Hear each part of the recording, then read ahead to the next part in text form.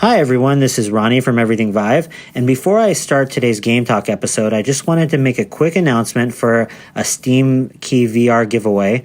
The fine folks over at Whitway Studios gave us 2 Steam Keys to give away to a couple of lucky listeners for their recently released title, People Cu3ed. People Cu3ed came out about a week or so ago. We had mentioned that there was a demo that was out, I think, a couple of months back. Anyways, it's a VR puzzle game, and the developers are big followers and big supporters of our podcast. So they went ahead and gave us a couple of Steam keys, and we're going to give them out to you guys. So the way we're going to do this Steam key giveaway is if you can within the next week, so between when this episode goes up and sometime around next Wednesday, if you can post or publish a review for our podcast over on iTunes. So that's on iTunes. If you go in iTunes, leave a review for the Everything Vive podcast, I will randomly select 2 of you, and I'll announce the winners on next week's show. That way, when the show goes up, I'll announce the winners, and then I'll give you guys instructions on how you can go ahead and collect your Steam key. So with that out of the way, and just to let you know, apparently there was some mishap with games that were put up on Steam last week. So People Cu3ed is one of them, where the game, I believe, launched either on Thursday or Friday, but it actually wasn't available for purchase over the weekend. So this is just one of those things with a game like that, when it releases, needs as much push as possible towards their release date. Their release date was effectively kind of delayed a little bit because of the technical mishaps that they were having on the Steam side of things. So, consider this a very newly released game.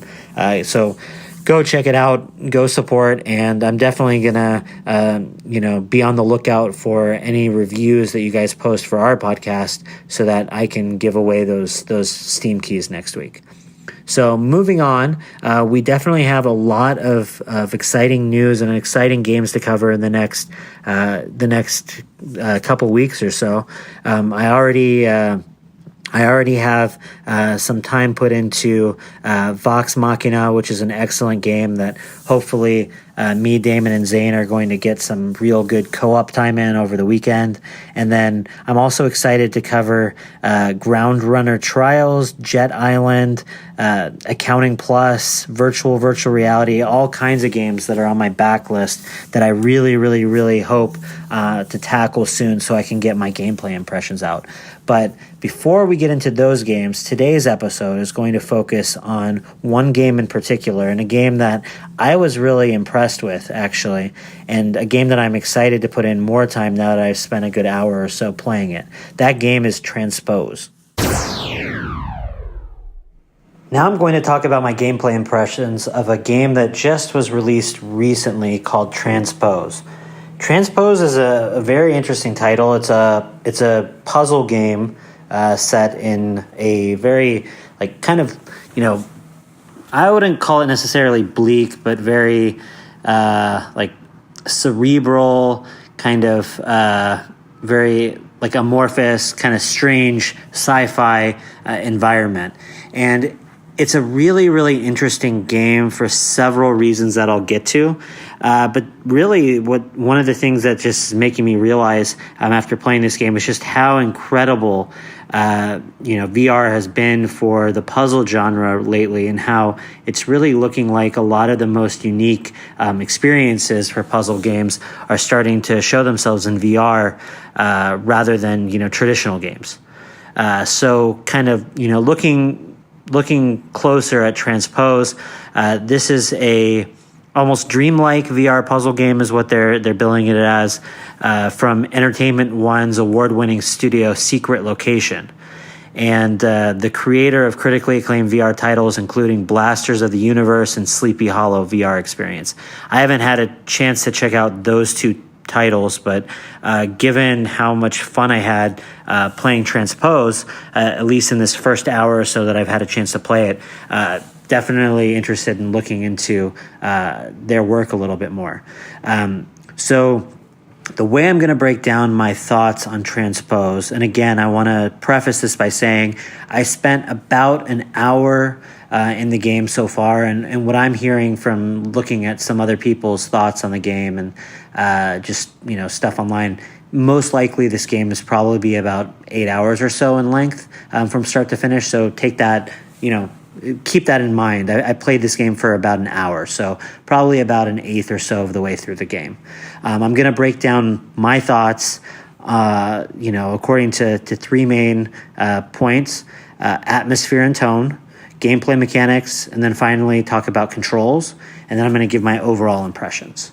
So first, looking at the atmosphere and tone of Transpose, like I mentioned before, it has a very cerebral, kind of strange sci-fi feel to the game. A really strong sense of atmosphere, actually. And, I mean, it really adds quite a bit to the game. Graphically speaking, everything looks really smooth and clean. I ended up running it at medium settings. Defaulted to, I think, low on my system. I don't know if that's because I have an older processor. I do have a fast GPU and a 1080 Ti, but it gives you low, medium, and high settings in the graphics that you can choose from. And when I put it on high, it looked like there were some moments where it was kind of stuttering a tiny bit. Not sure if that would have continued had I played it at high, but I decided just to set it at medium. But low really looked great as well. So I didn't really see huge noticeable differences. I'm not sure what it was doing when I changed those markers, but it looked great, any way you set it. And it's very stylistic, like I said. In this game, the first thing right off the bat to know is that this is a game about manipulating time and kind of recording yourself doing tasks to solve the puzzles in the game. And so you're going to see a lot of yourself doing things over and over again, and your avatar is displayed via kind of a polygonal, kind of see-through-ish figure. I'm not exactly the game refers to them as echoes, and that's the one thing I can say is that some of the context behind exactly why you're doing what you're doing and what this like universe, quote unquote, that has been created for you is there. Like it was a little bit, I didn't really absorb it very easily. Just reading the quick kind of text indicators that the game had, but it really didn't matter because the tone of the game is more than just the words and the narrative that's given to you that way. It's, again, spoken through the visuals and then more so, I'd say, the audio. So, like I said, you're represented by this kind of see-through, polygonal kind of, ephemeral avatar, but then you're placed into these environments that look like huge monolithic kind of epic, for lack of a better term, something you'd see out of one of those. I'm trying to think of, for some reason, and this might just be my lack of context in some of these things, reminded me a little bit of some of the like more temple-ish kind of scenes from like the recent Blade Runner movie, or like some of the Covenant architecture from the Halo series. I know those are probably inspired by 2001: A Space Odyssey, kind of those, these kind of big stone, monumental types environments where it just looks impossible that any, human race could have possibly built these types of environment. Like that's the kind of, there's lots of huge chasms that if you step over the edge of something that you're going to fall. There's a lot of kind of like laser-like see-through, bridges that are created that you can walk on, kind of glowing, pinks and purples that clash, in contrast with, these kind of like more grayish, purplish stone structures that are underneath you and kind of towering over you as you're walking through this large environment. But needless to say, the environments really do impress. They really feel like you're something small in a large place, and it gives you a sense of kind of not fear necessarily, but some hesitation when you're getting near the edge of things, and makes you get that kind of in your stomach kind of feel when you're kind of going back and forth on these little bridges and stuff. I think it's the atmosphere is great, and like some of these other puzzle games that I've talked about recently, like Twilight Path and Blind, and some of these the environments kind of do a lot to kind of make you feel like you're in a place and add to the tasks and puzzles that you're solving, and Transpose does a great job of that with its graphics. But what I was kind of getting to is that probably more so than the graphics for me, really the score set the tone a lot and really made me feel like I was in some kind of an epic sci-fi experience. It has a very unique, like, electronic keyboardish synth type score, and it just feels really, really well produced and executed. And really, from the moment I turned on the game and was just getting my bearings till when I put it away, it's that ominous score and kind of in the sound effects and all of that in the background that really brought a sense of life to the environment and to the game itself. It makes it super memorable, and again, like, not all games have these types of really great scores. And I mean, looking back at like games like Downward Spiral, for example, is another example of a game that had a great kind of classic sci-fi feel to it. A lot of that has to do with the sound design and the audio, and I think that Transpose does a really, really solid job on both the graphical but also the audio side of things. So now, moving to the gameplay mechanics of Transpose. Again, like I mentioned, this is a game all about puzzle solving, and for the most part, you're going to be using time mechanics to solve the puzzles, using what are termed echoes in the game, which is basically a way to record yourself doing a certain task. And at the beginning, they really ease you into understanding how you're supposed to use those echoes. You usually collect them, you collect them through the initial stages, and that the game is kind of teaching you its mechanics. And they represent that by when you grab these orbs from these echoes that have been left in the levels before you were there. It adds a ring to one of your arms, and the more echoes you collect, the more rings you get on your arm, and you're able to then use that many recordings. But each echo or each band on your wrist is a different recording of yourself doing a task, and you start being able to use multiples of those in order to solve the various stages of the puzzles. And a lot of times you need to kind of figure out the order in which you need to do things and when you need to do them in what stages, and in order to kind of coordinate all of the efforts of all of your echoes together in order to get past a certain level. And the time manipulation mechanic here is very strong. And I would say the coolest part about this in VR, and this is why, like I was alluding to kind of at the beginning of my impressions of Transpose, is why I think a lot of these puzzle games really have a new sense of life and really a unique feel to them compared to traditional video games, is that more so than, like, if let's say you were playing a game where you're able to record an in-game avatar that's just 2D. That avatar is just going to be moved by your controller, and all the animations of that character being recorded are just, the animations that the developers put in there. And you see yourself doing something, sure, there's a little bit of personality to the recording, but for the most part, it just feels like you're watching the in-game avatar do its thing when you're looking at your own recordings and interacting with them. In Transpose, you're recording yourself in VR, and all of the animations of the avatar that you're recording are all animations. They're not animations, really. They're all movements that you produced, that you did while you were interacting with the puzzle the first time around. And so, throughout these puzzles, sometimes you'll be tossing things from one side of the level to another for yourself later to use in a different time period. and during the solving of the puzzle.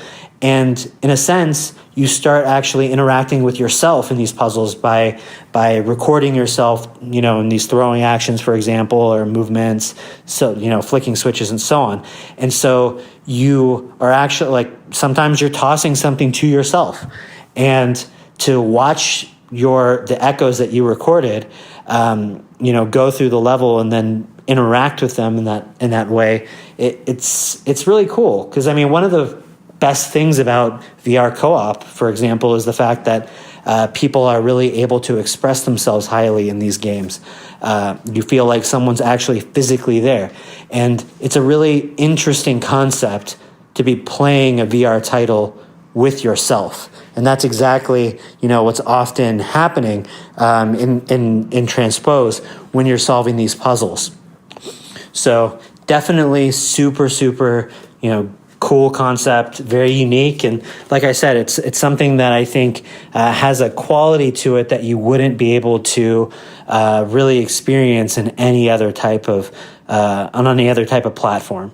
I'm always a fan of specific elements that you can that are specific to VR that set a title apart from other types of titles, and Transpose has that in the way they handle this recording. Obviously, a lot of the puzzles themselves are you manipulating switches and throwing things and all that kind of stuff, which are inherently things that work very well in VR. But I think it's the sense that you're interacting with yourself in the game, and to be able to see yourself moving through the environment and doing these tasks. I think that's the coolest part of this game, and it's something that, is super unique to VR. So finally, I'm going to talk about controls. And the controls in this game are kind of a mixed bag in terms of, I think, based on, I didn't get a chance to play it on the Rift. I'm kind of curious if the touch controllers do a better job of this since they use the stick, or if it's just, if they're just using the stick on the Rift controllers the same way that they used the pads on the thumb pads on the Vive wands. But, basically the game has a lot to juggle in terms of mechanics and different types of inputs that the player has in the game and in the environment. And for the most part, they do a good job of finding ways to map those onto the controllers. The game, however, does have some limitations in terms of how it allows you to move around that can sometimes be a little bit off-putting. And I think it would be less so if you are using a wireless setup. So if you have the Vive wireless adapter, or if you're using a TP-Cast, you might have a better experience with some of this stuff. But it's nothing that you won't get around anyways. It's just something to mention. So the game lets you, it gives you limited free range locomotion by pushing forward on one of the touchpads. So on the left touchpad, if you touch the up, kind of portion, the top portion of the thumb pad, it will move you forward. However, you can only snap right or left by using the side buttons. So, or by using by pressing right or left on the thumb pad. It doesn't actually free range move that way. It doesn't let you strafe side to side. And then most importantly for me, it doesn't let you step backwards by pressing down on the thumb pad. And that was the hardest part for me, because you can snap back and forth and use that. And if you really wanted to turn backwards and go forward again and do it that way. But, sometimes when you're moving around by pushing forward, you get a little bit too close to the edge. Rather than having to turn yourself, you just want to step backwards. And the game doesn't let you do that. And I've seen this in quite a few games, actually. In Transpose, there wasn't a lot of ways around it, since they do use the other portions of the pad for other mechanics, namely the time mechanic. You push down on the pad to access the time mechanic, but still, they probably could have mapped that somewhere else. I do wish that you were able to move backwards by pushing down on the thumb pad. That's really the only thing I'm missing. I don't really care about strafing side to side, but when you're able to go forward by the push of a button, I like going backwards with the push of a button to just counteract any, me kind of going too far one way or the other.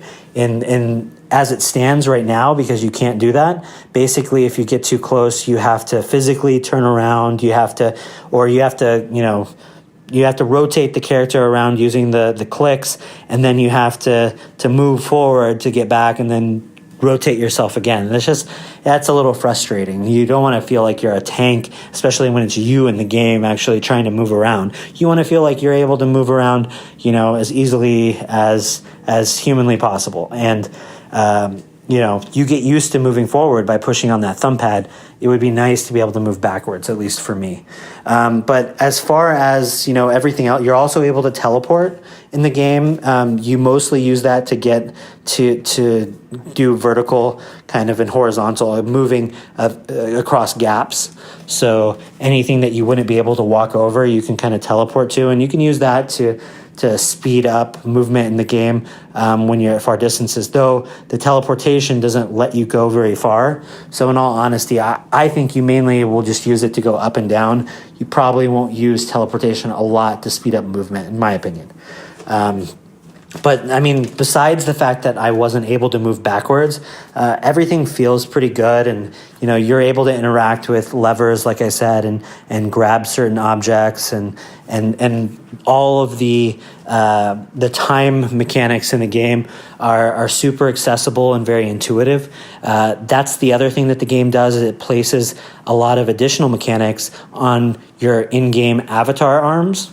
So you're able to kind of, once you activate the time mechanic, you're able to speed it up or slow it down with kind of a slider that's located on your in-game left arm. And then also you're able to kind of cycle through your various echoes, looking at the bands that I had mentioned that are placed on the in-game avatar's right arm.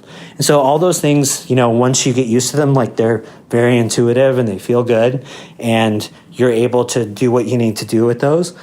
So no complaints there. Like I said, it's just the locomotion thing that, I almost think if you really wanted to, you could have put like a button on one of the hands or something to activate the time mechanic rather than having to press the down button, right?